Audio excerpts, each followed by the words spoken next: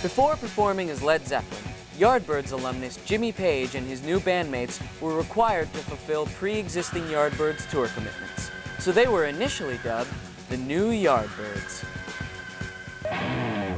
Hi everyone, and welcome back to In Tune, the guitar show. We're back at the Guitar Center in East Brunswick, New Jersey, and Pete's going to show us some new toys for practice and stage. What do you got, Pete?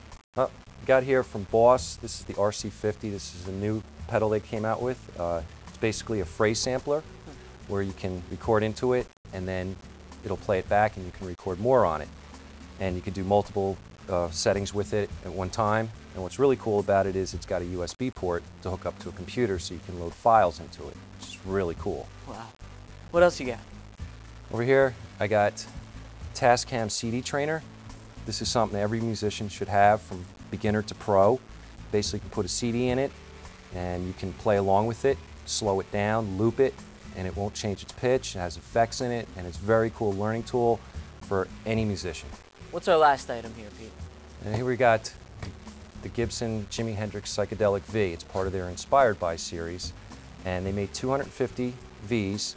They're replicas of Jimi Hendrix 67 V that he had hand-painted back then in the day. It's been endorsed by the Hendrix family and is a limited guitar. Very collectible. Wow, very cool. Thanks a lot, Pete.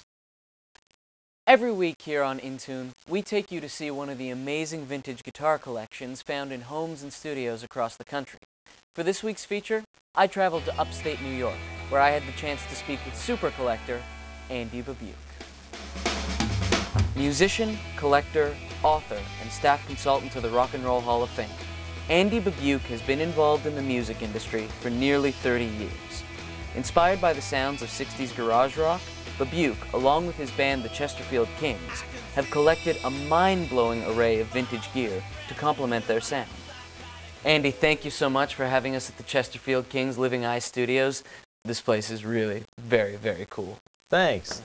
So, your book, Beatles Gear, has become the Bible for vintage guitar collectors, and I know you're following it up with Stones Gear. So, tell us what inspired the project in the first place, and then what was the process like of putting it all together and gathering the information? Well, the reason why I did the book was because everybody knows about the Beatles' music and their lives and everything, but no one ever documented the instruments that they used to record these great records and to use live and stuff, so it's the tools of their trade, so I figured I should do it. It was a 6-year process, and I interviewed over 400 people directly associated with the Beatles, and it was pretty exhausting. I was very fortunate to have the Beatles' involvement in it. They let me photograph a lot of their instruments, and Ringo let me go through all his drums and stuff, so it was kind of cool. Wow. Well, let's just jump right in. I know you've got some great stuff here for us to look at, so take it away. I picked out some of my favorites. This is a Rickenbacker 360 12-string. This is a 1965 vintage, and it's kind of a great sounding guitar because it has this great jangly sound, the Rick 12-string. Rickenbacker was the first company to make an electric 12-string, and they have this really genius way that they have these interlocking tuning pegs, and this guitar, it has that great unique 12-string sound that the Beatles used. George Harrison was given the first Rickenbacker 12-string, and the Beatles ended up using it on the Hard Day's Night record, and it became such a unique sound that the British press termed it the Beat Boys' secret weapon, talking about the Beatles records. That was a sound that became so popular that bands like the Byrds used it, and it became a signature sound of theirs, and you know, the Stones used it, and the Hollies, and hundreds of other bands from the 60s, so it's just always been one of my favorite sounding guitars. What's this Gretsch here? This is a 1963 Gretsch Tennessean, and I just love the way those things sound because it's got the Gretsch Hylatron pickups, which is actually a single coil, and it's got a great tone to it, very twangy, and it's very brilliant sounding. It's also got the Bigsby vibrato. This is a guitar similar to what George Harrison had when he was recording stuff for the Help album, and he also used a model exactly like that when they did the famous Shea Stadium concert.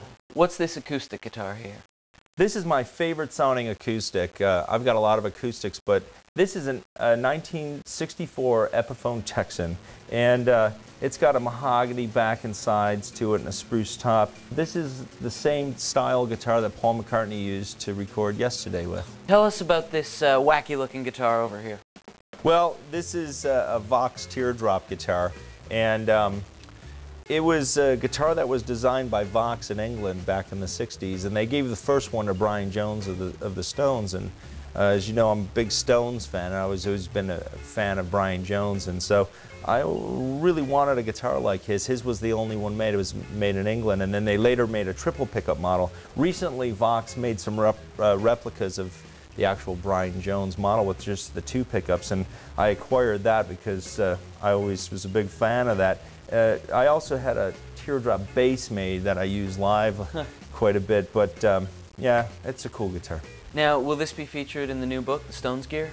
Well, in Stones Gear, whenever possible, we'll try to photograph the real instruments, and we'll photograph Brian Jones' actual teardrop, which is actually part of the Hard Rock Cafe's collection, so we'll use the actual real instrument. Wow.